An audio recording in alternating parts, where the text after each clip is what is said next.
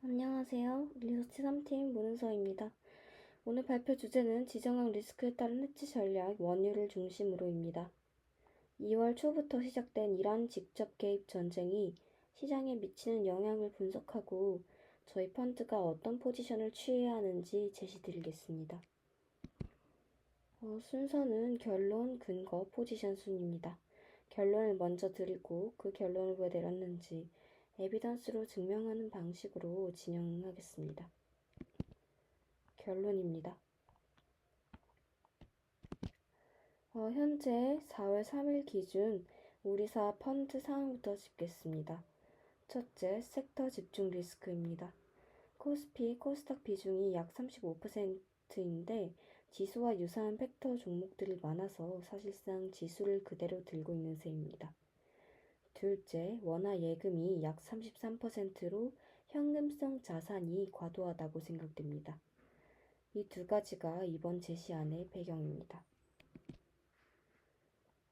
결론부터 말씀드리면 국채와 원유의 비중을 싣고 원화 예금을 최대 30% 가량인 것을 한 10%대로 축소하고 조선주를 최대 5% 매도하는 것을 제안하는 바입니다. 근거는 세 가지입니다. 현재 전쟁은 장기화 가능성이 높고 정전되더라도 4월 말 이전은 어렵다고 생각됩니다. 앞으로 2에서 3주는 트럼프의 발언과 즉각적인 행동이 시장에 그대로 반영될 것으로 보입니다. 따라서 지금은 리스크 헤칭하는 포지션을 먼저 구축되는 것이 맞다고 생각됩니다. 메인 아이디어입니다. 역사적으로 지정학 충격 시 S&P 500의 평균 낙폭은 약 마이너스 5%, 회복 기간의 경우 2달 이내입니다. 그러나 단계적으로는 마이너스 20% 손실도 발생한 바 있습니다. 특히 1973년 욤키르프 전쟁 때에는 오일 쇼크가 겹쳐서 마이너스 40%까지 악화되었습니다. 현재 상황이 욤키르프 전쟁과 구조적으로 유사하다는 게 이번 분석의 핵심 전제입니다. 이 때문에 시클리컬 업종 축소가 필요하다고 생각하는 바입니다. 전쟁 이후 지수 시장의 대략적인 어떤 흐름인데요. 실제로 2월 28일 이후에 S&P 500과 코스피 모두 평소 대비하여 큰 폭의 하락과 방향성 없는 등락을 반복하고 있습니다. 전형적인 지정학적 충격의 이후 패턴입니다. 현재 트럼프 대통령의 발언만으로는 유가 반응이 미미했지만 4월 2일 성명 발표 후 단 하루 만에 테헤란 폭격이 완료되었습니다. 트럼프는 정권 교체보다 이란의 정권 능력 상실을 목표로 하고 있다는 점에서 장기전 가능성이 높다고 사료되는 바입니다. 중국, 러시아, 프랑스의 반대로 외무장관 회의 결과도 부정적으로 전망됐고 외교적인 해결 가능성은 낮다고 사료하는 바입니다. 이제 근거를 하나씩 개진해 보겠습니다. 역사적으로 전쟁 발생 시 불확실성이 증가하면서 소비와 투자가 위축됩니다. 중앙은행은 현재 금리 조정, QE, 레포 등으로 대응하는데 현재는 웨이트 앤 씨를 고수 중입니다. 이유는 명확합니다. 고유가 인플레이션 긴축이 동시에 진행 중이기 때문입니다. 과거 코로나 QE 실패 경험으로 섣불리 카드를 쓰기 어려운 상황이기 때문입니다. 유가가 오르면 중앙은행의 입장에서 두 가지 압력이 동시에 발생합니다. 물가 압력은 금리 인상을 요구하고 수요 위축은 금리 인하를 요구합니다. 즉 중앙은행이 인상도 인하도 하기 어려운 스태그플레이션 딜레마에 빠집니다. 이것이 현재 시장의 핵심적인 불확실성이고 채권과 원화 전략의 배경이라고 할 수 있겠습니다. 원유의 가격 상승 정도를 한번 가져와 봤는데요. 최근 5개년입니다. 첫 번째 1, 2, 3, 4 이렇게 봐주시면은 러시아 우크라이나 전쟁 때는 세계 3대 산유국 충격이었기 때문에 그렇게 유가가 많이 튄 모습을 볼 수 있고요. 2번을 봐주시면 오펙 플러스의 감산 정책은 항상 공급과 수요에 연관이 되기 때문에 이렇게 많이 튀었다라고도 해석을 할 수 있을 것 같습니다. 3번의 경우 좀 등락이 심하지 않은 것을 볼 수 있는데 이스라엘 하마스의 경우에는 글로벌 원유 공급과 상관이 없는 지역이기 때문입니다. 4번 이현재인데요. 2번은 이란이 직접 참여하고 물류 공급 자체가 끊겼다는 점에서 의미가 있겠습니다. 따라서 3번과는 공급 충격의 규모와 지속성 면에서 다를 것이라고 생각을 하고 상방과 하방 둘 다 높아지는 경우라고 생각을 합니다. 첫 번째 표를 봐주시면 카라그 섬의 남부 가스전 인프라가 타격받고 대체 수송 경로도 동시에 피역된 것을 알 수 있습니다. 이에 따라서 유조선 물동량이 급감한다는 것을 알 수 있고요. 특히나 호르무즈 해협의 경우 글로벌 원유 흐름의 20%를 담당하고 있는데 이게 다른 것과 어떻게 다르냐 하면 말라카 해협의 경우 아프리카 우회가 가능하지만 호르무즈는 사우디나 이란, 이라크 원유의 직접적인 통과지로 대체 경로가 없습니다. 따라서 대체가 불가능한 곳이 타격을 받았다.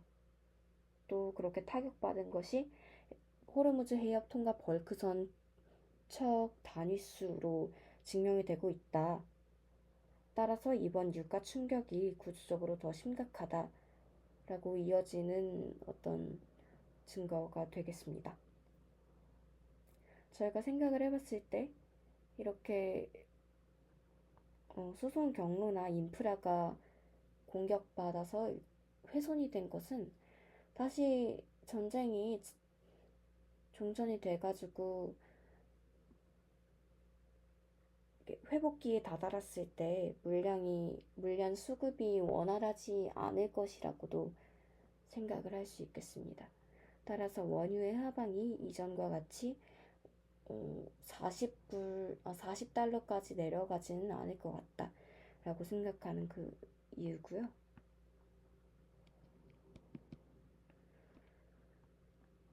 원유 연동 상품을 이해하기 위한 선물의 개념입니다. 금융 상품은 원볼 손실 가능성의 유무에 따라서 금융 투자 상품으로 나뉘고요.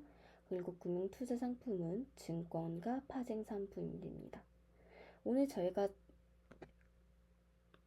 알아볼 원유에 연동되는 ETF의 경우에는 선물에 해당이 되고, 왜냐면 선물을 추종하는 상품을 저희가 ETF 상품이라고 하니까 상품 선물과 금융 선물로 나눠볼 수 있겠는데요. 원유 같은 경우에는 에너지 선물, 그리고 채권의 경우에는 금리 선물로 볼 수 있겠습니다. 롤오버 같은 경우에는 선물 만기 시에 기존 계약에서 신규 계약으로 교체할 때 두 계약 간의 가격 차이에 따라서 손실이나 수익이 발생하는 구조입니다. 콘텐고라는 개념이 있는데 콘텐고는 선물 가격이 현물보다 높은 상태입니다. 근월물보다 차월물이 더 비싸기 때문에 롤오버 시에 싼 걸 팔고 비싼 걸 사야 합니다. 따라서 롤오버 손해가 발생합니다. 백어데이션의 경우 현물 가격이 선물보다 높은 상태로 공급 부족이 극심할 때 발생합니다. 근원물보다 차월물이 더 싸기 때문에 롤오버 시에 비싼 걸 팔고 싼 걸 살 수 있습니다. 따라서 롤오버 수익이 발생합니다. 여기에서 원유 ETF를 우리가 생각을 해본다면 원유 ETF는 실물이 아니라 선물 계약을 계속 롤오버 하면서 수익을 추적하는 구조입니다. 백오데이션 상황에서는 근월물을 팔고 더 싼 차월물을 매수하는 과정에서 롤오버 수익이 자동으로 쌓이는 구조입니다. 따라서 유가가 횡보하더라도 ETF 수익이 발생할 수 있는 환경이고 현재 백오데이션 상황이 심화될수록 원유 ETF 보유의 유리함이 커진다고 사료합니다.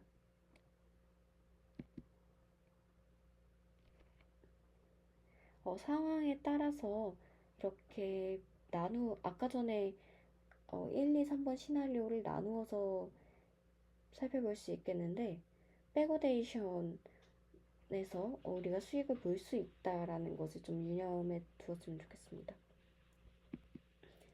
유가 백오데이션 판단을 위한 스팟 스프레드와 추이입니다.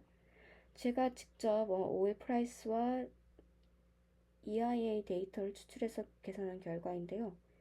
스팟 스프레드를 그날물에서 5년물 뺀 값으로 계산하면 2026년 스프레드가 $50로 역대 최대입니다. 2022년 러시아 전쟁 당시 $27였던 것과 비교해도 2배 수준이라고 사료합니다.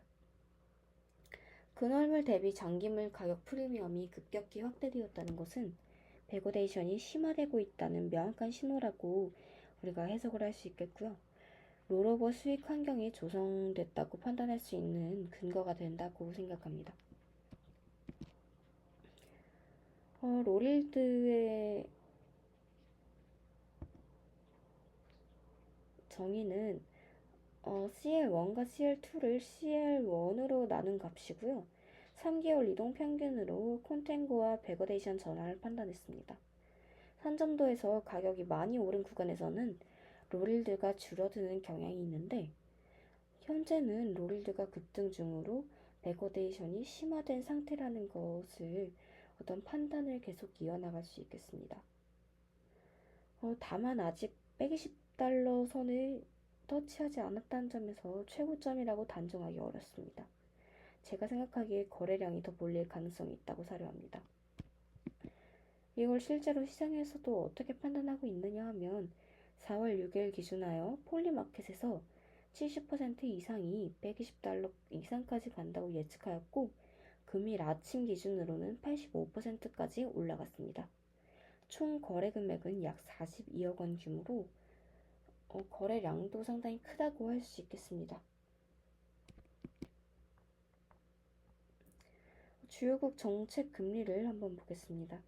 미국 3.75%, 한국 2.5%이며 모두 동결 중입니다. 현재 동아시아 국가의 경우 에너지 물가 비중과 의존도가 상당히 큰 편입니다. 저희 정부가 제시한 솔루션의 경우 위기 극복으로 26.2조 원을 피해 지원금으로 추경하였습니다. 따라서 재정 확장과 고유가가 원화 약세로 압력을 줄 수 있는 어떤 요인이지 않을까로 생각을 해보았고요. 실제로 이번에 추경한 것을 제가 반영하여 계산한 결과인데요. 47.7%포인트에서 약 49%포인트, 따라서 2%포인트가 증가한 것을 알 수 있습니다. 그래서 우리가 시계열을 좀 길게 본다면 정파마다 원화 희석이 정도가 다르다고도 생각을 할 수 있을 것 같습니다. 실제로 제가 상관계수를 조사를 해봤는데, GDP 대비 국가 부채와 환율 정도를 계산을 했을 때 박근혜 대통령 집권기 상관계수는 0.1 정도, 문재인 대통령 집권기 상관계수는 0.6, 윤석열 대통령 집권기 상관계수는 0.4가량으로 공화정부 평균의 상관계수는 0.3, 민주정부 평균의 상관계수는 0.7입니다. 따라서 민주정부 집권기에는 원화 희석의 강도가 더하다는 결론을 낼 수 있겠습니다. 왜냐하면 환율이 늘어남에 따라 국가 부채 또한 늘어나고 있는 모습을 같이 보여주기 때문입니다. 점도표를 보면 동결 7명, 25bp 이나 7명으로 팽팽한 것을 볼 수 있습니다. 핵심 컨센서스는 25bp 이내 인하지만 동결이 7명 가량인 것을 봤을 때 적어도 대규모 금리 인하 기대는 과도하다고 판단하는 바입니다. 실제로 국채 스프레드를 보면 중장기 미국채가 기준금리의 선행지표라는 점을 고려할 때 동결의 가능성이 더 커진다고 생각합니다. 단기 금리의 경우 정책금리 경로를 반영해 빠르게 상승 후 박스권에 있고 30년물은 유가가 내려가기 어려워진 상태에서 과거처럼 급락하지 않고 있습니다.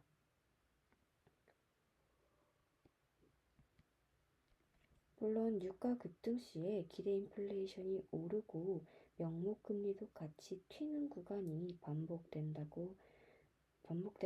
걸 봤을 때 전쟁 이벤트에서는 이론적인 시차보다 훨씬 더 빠르게 반응하는 것을 알 수 있습니다.